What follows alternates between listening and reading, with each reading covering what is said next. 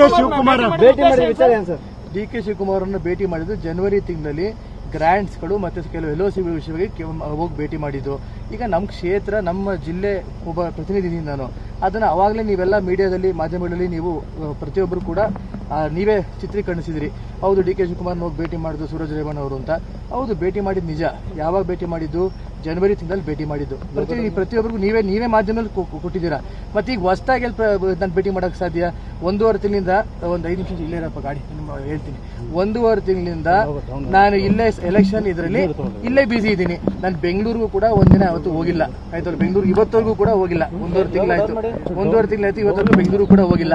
ಇನ್ನು D K Shivakumar ಅವರಾಗಲಿ ಅಥವಾ ಬೇರೆ ಯಾರೊಬ್ಬರು ರಾಜಕಾರಣಿ ಭೇಟಿ ಮಾಡೋಂಥ ಒಂದು ಸಂದರ್ಭ ಎಲ್ಲಿ ಬರುತ್ತೆ? ಹಿಂದೆ ಈಗ ನಮ್ಮ ಕ್ಷೇತ್ರದ, ನಮ್ಮ ಜಿಲ್ಲೆಯ ಒಂದು ಅಭಿವೃದ್ಧಿ ಕೆಲಸ ಕಾರ್ಯಗಳ ದೃಷ್ಟಿಯಿಂದ ಹೌದು ಭೇಟಿ ಮಾಡಿದ್ವಿ, ಸೌಹಾರ್ದ ಭೇಟಿ ಇತ್ತು, ಭೇಟಿ ಮಾಡಿ ಬಂದ್ವಿ. ಒಂದು ಎರಡನೇದು, ಈಗ ಅವಾಗಲೂ ಕೂಡ ಸೃಷ್ಟಿ ಮಾಡಿದ್ರಿ, ಏನು ರೇವಣ್ಣ ಅವ್ರ ಕುಟುಂಬ ಕಾಂಗ್ರೆಸ್ಗೆ ಹೋಗೋಕ್ಕೆ ಸಿದ್ಧತೆ ಮಾಡ್ಕೊತಾರೆ, ಅದು ಅಂತೆಲ್ಲ ಮಾಡಿ ನೋಡಿ. ಈ ಊಹಾಪೋಹಗಳನ್ನೆಲ್ಲ ಬಿಟ್ಟುಬಿಟ್ಟು ದಯಮಾಡಿ ಎಲ್ಲ ರಾಜ್ಯ ಜನತೆಗೆ ಒಂದು ಸ್ಪಷ್ಟನೆ ಇರಲಿ. ಇದು ಯಾವುದೇ ಥರ ಒಂದು ವಿಷಯಗಳಿಗೂ ಯಾವುದೇ ಥರ ಒಂದು ದುರಾಸೆಗಳು ಇರಬಾರ್ದು ಅಂತ ಹೇಳಕ್ ಬಯಸ್ತೀವಿ. ಯಾವ ಕಾರ್ಯಕರ್ತರು ಕೂಡ ಯಾರು ಗೊಂದಲಿಲ್ಲ. ನಿನ್ನೆ ಕೂಡ ನಾವೆಲ್ಲ ಸಭೆಗಳು ಮಾಡ್ಕೊಂಡಿದ್ದೀವಿ. ಚುನಾವಣೆ ಯಾವ ರೀತಿ ಆಗಿದೆ, ಚುನಾವಣೆ ಎಲ್ಲೆಲ್ಲಿ ಯಾವ ನಮ್ಮ ತಾಲೂಕಲ್ಲಾಗ್ಬೋದು, ಹೋಬಳಿ ಮಟ್ಟದಲ್ಲಾಗ್ಬೋದು, ಎಲ್ಲ ಕಾರ್ಯಕರ್ತರು ಕೂರ್ತು ನಾವು ಸಭೆ ಮಾಡ್ಕೊಂಡು ಯಾವ ರೀತಿ ಏನಾಗಿದೆ ಅಂತ ಎಲ್ಲ ಅವರವರ ಅಭಿಪ್ರಾಯಗಳನ್ನ ವ್ಯಕ್ತಪಡಿಸಿದ್ದಾರೆ. 100% ಭಾಗ ಪ್ರಜ್ವಲ್ ರೇವಣ್ಣ ಅವರು ಗೆಲ್ತಾರೆ.